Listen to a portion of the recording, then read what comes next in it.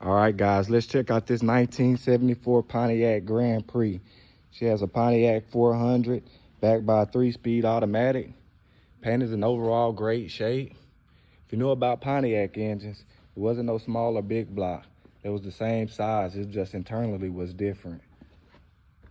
I think they did have a small block for the 80 and 81 model year, but other than that, they was all the same size.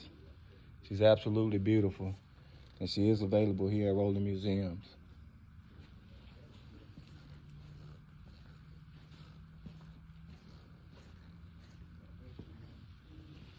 She got the sunroof, headliner good, bucket seats, console, dash is in excellent shape. Package tray nice and clean.